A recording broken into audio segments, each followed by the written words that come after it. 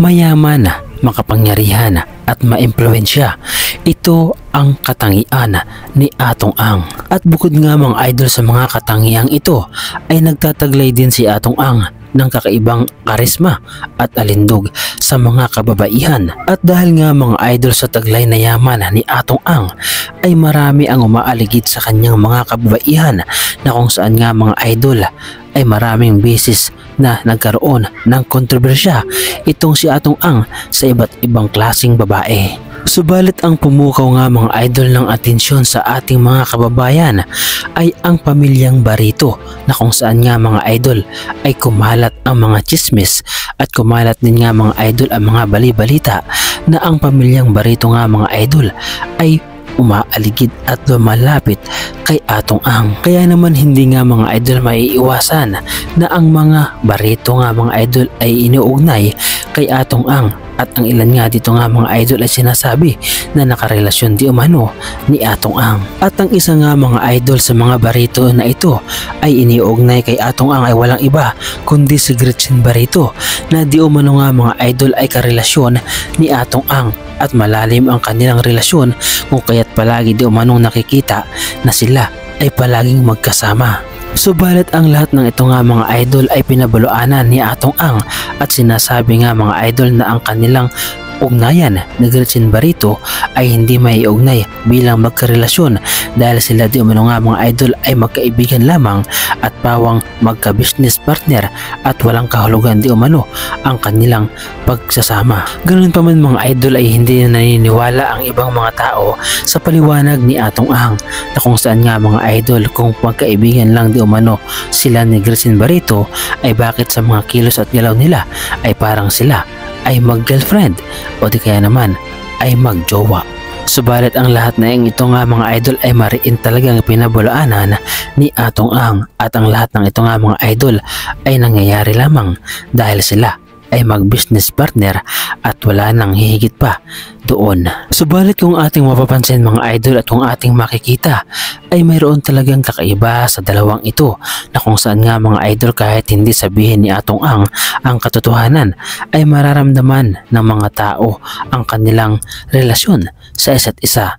Subalit sila pa rin nga mga idol ang nakakaalam ng buong katotohanan at kung ito nga mga idol ay maling haka-haka ay sila lamang ang makakasagot ng lahat ng mga katanungan na ito. Dahil ayon naman mga idol kay Atong ang lahat ng galaw nila ay alam di umano ng karelasyon ng Gretchen Barito na kung saan nga mga idol ay business partner din ni Atong Ang.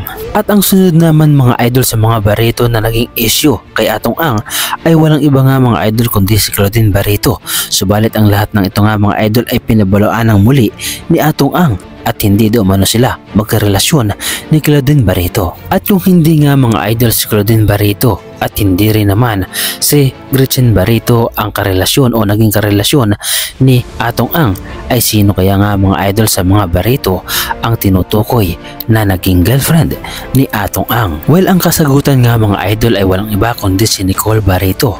Si Nicole Barito nga mga idol ay pamangkin ng mga Barito na kung saan nga mga idol ay napapaulat na naging girlfriend di umano ni Atong Ang. Kaya naman ang biglang tanungin nga mga idol si Atong Ang kung naging karelasyon niya ba si Nicole Barito ay hindi niya ito nasagot. Subalit isa lang daw di umano nga mga idol ang malinaw para kay Atong Ang. Hindi niya nakarelasyon si Claudine Barito at kahit si Gretchen Barito ay hindi niya naging karelasyon. Ito ay ayon mismo nga mga idol kay Atong Ang. Hindi ko kasi ugali magsasalita ako ng oo, hindi sa mga ganyan, lalo babae pinag-uusapan. Basta dinay ko si Claudine at si Gretchen, okay? Gretchen. Kasi Nicole. Hindi, ayaw ko magsalita ng tungkol sa ganyan. Sa tuno ng sagot nga mga idol ni Atong Ang ay malinaw para sa atin na naging girlfriend niya nga si Nicole Barito dahil ito nga mga idol ay hindi niya masagot ng diretsahan. Basta dinay ko si Claudine at si Gretchen, okay? Gretchen. Kasi Nicole. Hindi, ayaw ko magsalita ng tungkol sa ganyan. Kaya naman kami nagkakasama ni Gretchen dahil si Nicole din ang nagsasama sa akin. Well, kung sinasabi niya naging girlfriend kasi wala namang problema ron.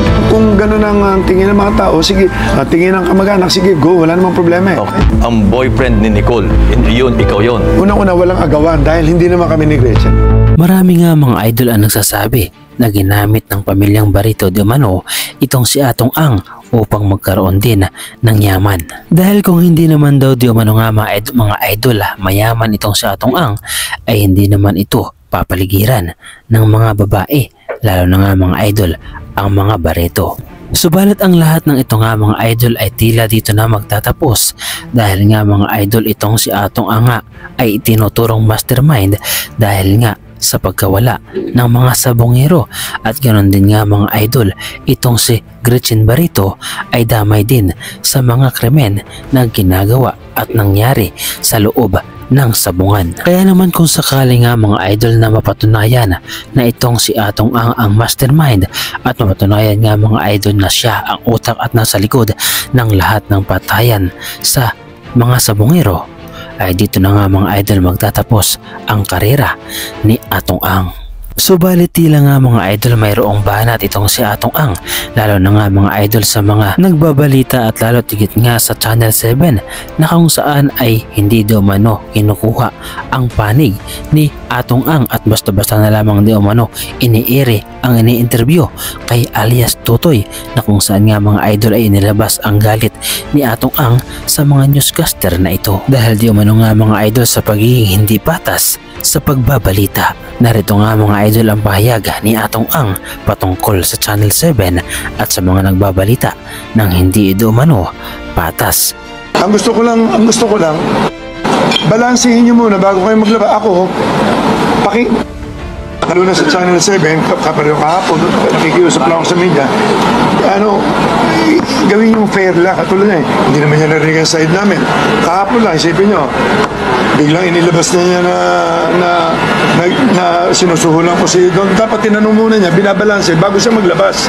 Di ba? Yun parang one-sided eh. Dapat, pag may mga ganong media, di ba? Kung ako tatanungin sa media, may nag-accuse, dapat yung ina-accuse, tatanungin muna bago maglabas. Both sides ilabas. Katulad niya. Late ako nagsalita ngayon. I'm sure hindi ako i-cover ng Channel 7 siguro ngayon. Diyan po marami sila. Talaga ito simula umpisa, ito mo. Simula, hindi ko alam kung pinapondo, hindi ko alam kung gumawa pa sila ng pelikula. Ako na naman ang kontrabida, ayoko mag-artista eh. Simula bata ako.